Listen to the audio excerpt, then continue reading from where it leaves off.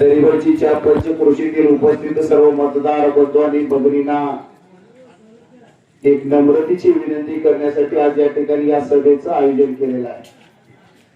खास करून या सभेला उपस्थित असणारे आमचे वडीलधारी या ठिकाणी उपस्थित असणारे ज्योतिबा जाधव असतील, त्याचबरोबर या ठिकाणी उपस्थित असणारे आमचे दानापाना चिकाटे, त्याचबरोबर या ठिकाणी उपस्थित असणारे आमचे श्रीमंतांना मुंजे असतील, त्याचबरोबर या ठिकाणी उपस्थित असणारे आमचे मोठे साहेब असतील, वसंत माने असतील, त्याचबरोबर आमचे वडीलधारी या ठिकाणी उपस्थित असणारे भगवंतांना माळे असतील, त्याचबरोबर या ठिकाणी उपस्थित असणारे माजी ग्रामपंचायतचे सदस्य दर्याप्पा चौगुले, त्याचबरोबर या ठिकाणी उपस्थित असणारे विलास चव्हाण, त्याचबरोबर या ठिकाणी उपस्थित असणारे गेली 8 दिवस प्रचारामध्ये हिरिरीने भाग घेऊन काम करणारे आमचे महादेव कारंडे, त्याचबरोबर या ठिकाणी उपस्थित असणारे आमचे सोसायटीचे संचालक सदया स्वामी, त्याचबरोबर या ठिकाणी उपस्थित असणारे सुभाष चव्हाण असतील, त्याचबरोबर या ठिकाणी उपस्थित असणारे गोंडा गेजगे, सर्वच बरीचशी नावे घेण्यासारखी भरपूर आहेत। आमचे काका सिद्धांत माने,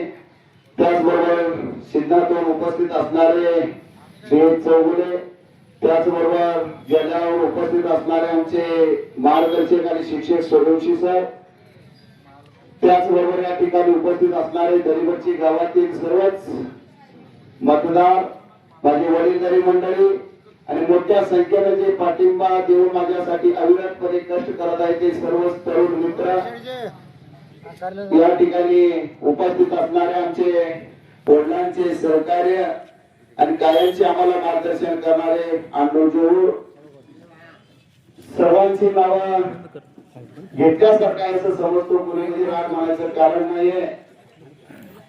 आपला उद्देश आहे की दरिवडची गावातील जनता ही सुज्ञ जनता आहे। तुम्हाला मला विनंती करायची आहे की गेल्या पंचवार्षिकमध्ये आपण दरिवडची गावानं इथून बीजेपीचा आपण उमेदवार सर्वांनी निवडून दिला, तो मोठ्या मताधिक्याने आपण निवडून दिलो। त्या व्यक्तीने आपल्या दरिवडशी संपर्क किती ठेवला, तुमच्याशी किती ठेवला हा तुम्ही विचार करण्याचा प्रश्न आहे। पण आज आपल्याला राष्ट्रवादी शरद पवार गटाच्या वतीने आपल्याला उमेदवारी इथे मिळालेली आहे आणि त्या माध्यमातून आज मी निवडणूक लढवत आहे। मी तुमच्या समोर उभा आहे। तुम्हाला माहिती आहे की गेली 7.5 आमच्या पाठीमागची संपली नाही असं म्हणलं तरी काय वावगं ठरणार नाही। सुरुवातीपासून तिकीट घेण्यापासून उमेदवारी फायनल होईपर्यंत अटीतटीची लढाई चालू होती। काही इथं बरेचसे साक्षीदार आहेत दरिवडचीतले की शेवटची असा प्रसंग आला की आनंदराव पाटलांनी अर्ज मागे घ्यावा असं संपूर्ण लोक बोलत होते। काढून घेण्यासाठी बरेचसे माझ्यावर प्रेशर टाकत होते। शेवटी ज्यांनी माझ्यासाठी माझ्याबरोबर काम केलं ते 7-8 दिवस काम केलं, त्यांनी सुद्धा मला सांगितलं की आनंदराव पाटील अर्ज ठेवून का उपयोग नाही, काढून घ्या। पण सांगायचं तात्पर्य एवढंच आहे की बऱ्याच जणांनी सांगितलं, पण मी गेले 2 ते 3 महिने मी जनतेपर्यंत जात होतो, मतदारापर्यंत जात होतो, प्रत्येकाला भेटत होतो। त्या लोकांचा आत्मविश्वास मला माहित होता की ही लोक मला मदत करणार आहेत। तुमच्या विश्वासावरती मी सगळ्यांच्या विरोधात जाऊन उमेदवार ठेवलेले मित्रांनो, तुम्हाला एकच मला विनंती करायची आहे की तुमच्यावर विश्वास ठेवून मी जे उमेदवार ठेवलेले आहे त्या उमेदवारीला तुम्ही मोठ्या पद्धतीचं मला सहकार्य करताय, त्याबद्दल मी गावचा पूर्णपणे ऋणी आहे। तुम्हाला माहित असेल ही निवडणूक लढवत असताना आज 18 गाव या मतदारसंघामध्ये येतात। दरिद्रोड आहे, सिद्धनाथ आहे, जाल्या, कन्नाड, पांढरेवाडी, असंगतूर, डोंगरवाडी, तिकोंडी, पांडवजरी, कोणत्या करेवाडी, तिकोंडी करेवाडी, गोंगलवांजनाळ, कोणाबिगी, कागनाडी, असंगतूर, डोंगरवाडी, मोठेवाडी ही सर्व गावं यामध्ये मतदारसंघामध्ये येतात। सांगायचं एवढं महत्वाचं आहे मित्रांनो, सुरुवातीला मी इलेक्शन थोडीशी तर पोटात होते, थोडस आम्हाला या थोडीशी अडचणी निर्माण होत होत्या, पण जर दिवसामधून दिवस गेले तसं प्रत्येक गावामध्ये तरुण कार्यकर्त्यांचा पाठिंबा वाढत गेला। तुम्ही आज फेसबुकच्या माध्यमातून बघत असेल किंवा सर्व एरियामध्ये बघत असेल की प्रत्येक गावामध्ये तरुण आणि मोठ्या संख्येने आम्हाला पाठिंबा देत आहे। प्रत्येक गावामध्ये उत्स्फूर्तपणे तरुण आमच्या पाठीशी आहे।